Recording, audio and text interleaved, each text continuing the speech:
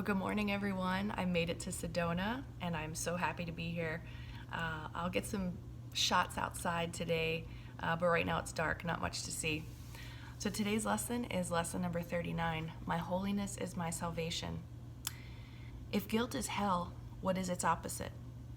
Like the text for which this workbook was written, the ideas used for the exercises are very simple, very clear, and totally unambiguous.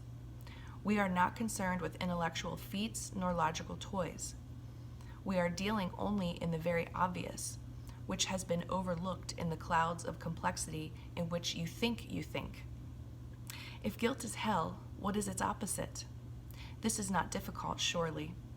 The hesitation you may feel in answering is not due to the ambiguity of the question. But do you believe that guilt is hell?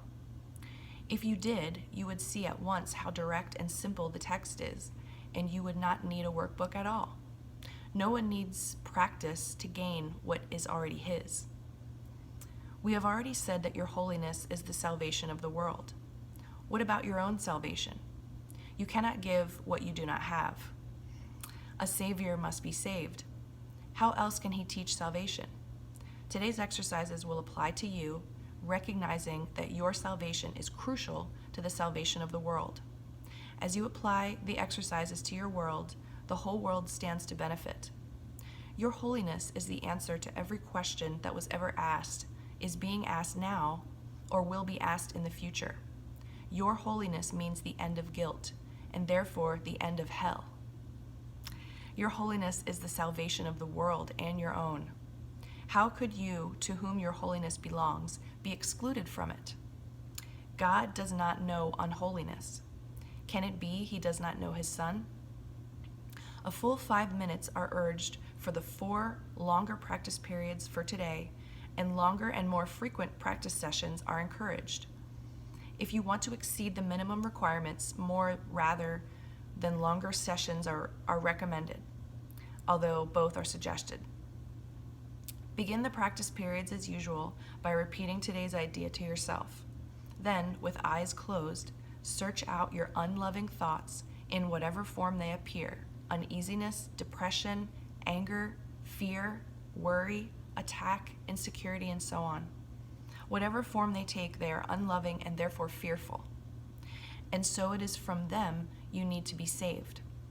Specific situations, events, or personalities you associate with unloving thoughts of any kind are suitable subjects for today's exercises. It is imperative for your salvation that you see them differently, and it is your blessing on them that will save you and give you vision. Slowly, without conscious selection and without undue emphasis on any one in particular, search your mind for every thought that stands between you and your salvation. Apply the idea for today to each of them in this way. My unloving thoughts about blank are keeping me in hell. My holiness is my salvation. Now, I spent a lot of time flying here yesterday, and so I'm just going to tell you what's on my mind. So my example is my unloving thoughts about people wearing multiple masks who I think are judging me are keeping me in hell. My holiness is my salvation. Another one that's coming up for me, my unloving thoughts about not knowing where I'm moving next summer or this summer are keeping me in hell. My holiness is my salvation. So like anything that comes up, use this. Okay, back to the reading. You may find these practice periods easier if you intersperse them with several short periods during which you merely repeat today's idea to yourself slowly a few times. You may also find it helpful to include a few short intervals in which you just relax and do not seem to be thinking of anything. Sustained concentration is very difficult at first. It will become much easier as your mind becomes more disciplined and less distractible. Meanwhile, you should feel free to introduce variety into the exercise periods in whatever form appeals to you. Do not, however, change the idea itself as you vary the method of applying it. However you elect to use it, the idea should be stated so that its meaning is the fact that your holiness is your salvation. End each practice period by repeating the idea in its original form once more and adding, If guilt is hell, what is its opposite? In the shorter applications, which should be made some 3 or 4 times an hour or more if possible, you may ask yourself this question. Repeat today's idea and preferably both. If temptations arise, a particularly helpful form of the idea is, my holiness is my salvation from this. So there's your course material, and let's switch over to a year of forgiveness and read what Jesus has to say about lesson 38. There is nothing my holiness cannot do. I'm sorry, about lesson 39. My holiness is my salvation. You are blessed beings indeed. I am that one that you know as Jesus.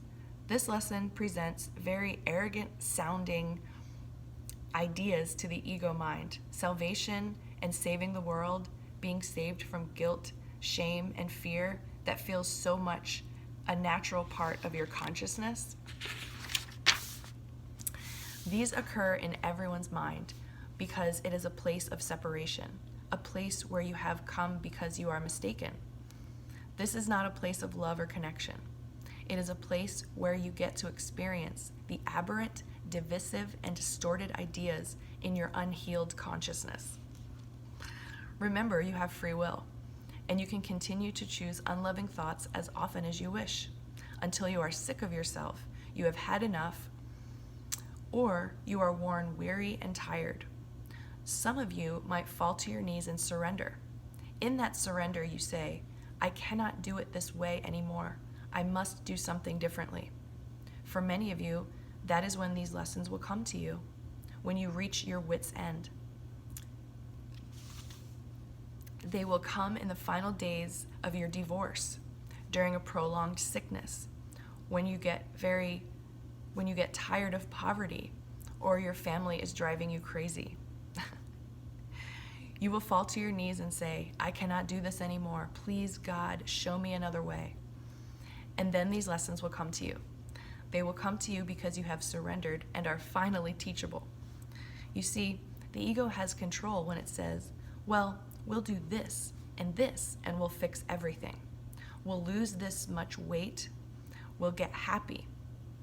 We'll study for this job, marry that person, get that car, or build that house, and everything will be okay. As long as these thoughts go through your mind, and as long as you believe in the world as your salvation, then you will suffer. You will continue on the ego's way until you become thoroughly exhausted. It happens eventually, in one lifetime or another. It happens when you finally wear yourself out, but you do not need to do that anymore. These lessons have come to you to offer you respite from the ego's driving, relentless requirements. It is okay to relax. It is okay to be you. It is okay to fall back into the arms of love. That is what we teach you do here. We correct your mind and vision. We point you in the right direction. Many of you have momentum going in the wrong direction. You're on your knees in surrender, and you're tired. You have had experiences in the earthly realm that brought you to this place. It is not instantaneous, this letting go of the world and seeing yourself as holy. We want you to give up chasing idols and worshiping false gods. You can associate these familiar phrases with chasing money, for instance. To believe in getting that body is a false god because you believe it will make you happy. It will not indeed make you happy. What will make you happy is peace of mind. What will make you happy is knowing you are innocent, forgiven, and indeed holy. It is not easy for you to hear this, but it is true. You become separated from these truths by the teachings in your society, your idols, and the many false distortions in your mind.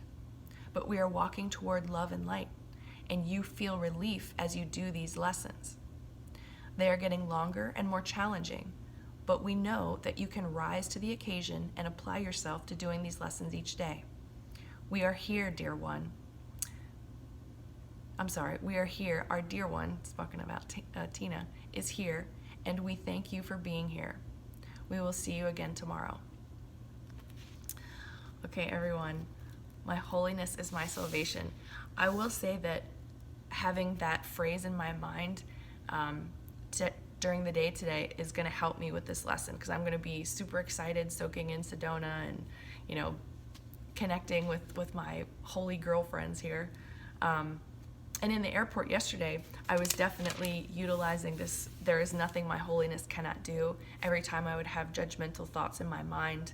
And it really settled things for me. And there was a moment where I thought my airport shuttle was going to be late and I would miss my flight. So I just kept repeating the idea over and over again. And then bam, the shuttle shows up. So again, I really consider these lessons to be a technology that if we properly implement it, you can manifest instant changes in your life if you truly surrender and open up to the idea that it came from Jesus and it's going to help you. So thank you so much for being here. Have a great day, and I'll see you tomorrow.